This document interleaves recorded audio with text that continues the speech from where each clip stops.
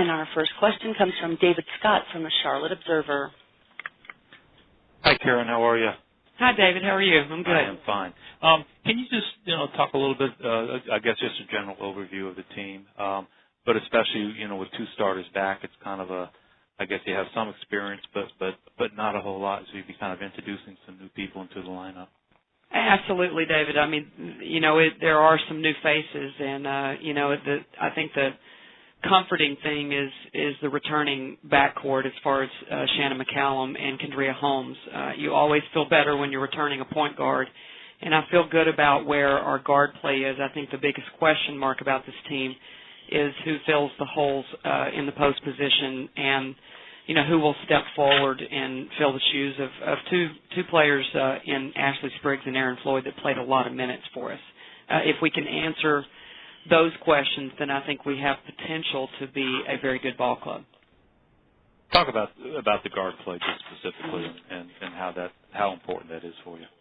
Well, I think anybody that knows much about basketball knows that, it's a critical piece of the game, if not the most critical. So I feel good about the fact that, not just about Kendria and Shannon, but the addition of Epiphany Woodson, who transferred from Miami and set out last year. I think she will make an immediate impact on our team. And then I think the emergence of the sophomore class, Jay Forney and Jessica Johnson, have improved dramatically. So I think it just gives us so much more depth at the guard position than we had last year. Katie Metter is a better player. So, it will enable us, I think, David, to play the tempo that we like to play. We hope that we can get up and down. And, again, the most positive thing is that we're injury-free, knock on wood, right now, and that we have some depth at the guard position. Can you talk a little bit about the schedule, especially early on? The non-conference schedule is pretty challenging.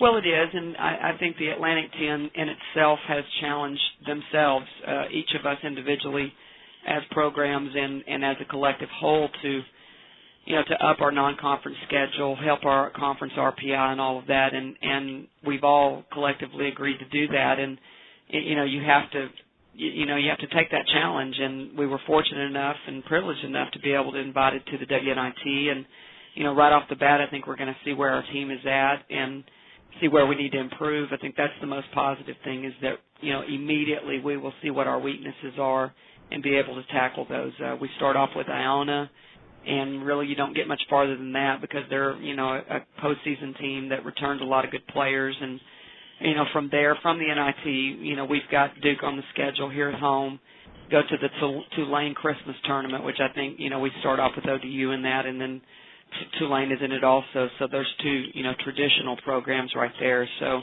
have Virginia Tech on the schedule. So it doesn't get any easier for us in non-conference play, but I think it's a necessity to try to put yourself in a position for postseason play. Thanks, Karen. You bet. Thank you. Once again, it is *1 to ask a question. Coach, you have Paige joining Shannon this season. Talk about the sister combo, and can we expect to see both McCollums on the court playing together this year? Paige is having an adjustment period. It's a different level going from junior college to Division I basketball. But the fortunate thing for Paige, I think, was that she came from such a competitive program. I mean, Gulf Coast is as good as it gets, and coming off a national championship, she does have confidence in herself. It's just there's a learning curve, and she's gradually every day getting a little bit better. I think what you will see and what everybody will see in Paige that resembles Shannon, other than their looks, is that they are highly competitive people. And there's no question that you'll see them both on the floor because they're so competitive.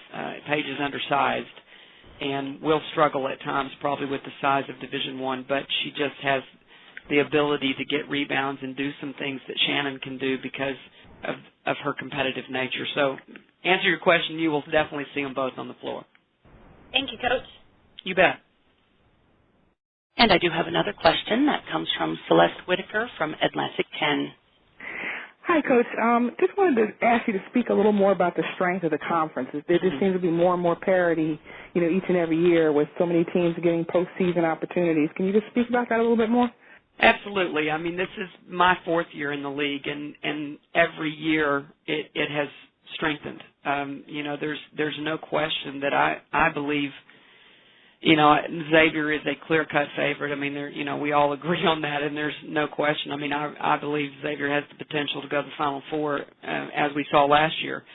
I think the difference is that once you get below them right now, because they are the clear-cut favorite, then I think there is a multitude of teams that could get in that top four and challenge for NCAA tournament berths. And I just think it speaks to the strength of our league. I think it has become a league where it is highly respected, and to credit Xavier and Dayton for what they did last year in the NCAA tournament, it got us some respect.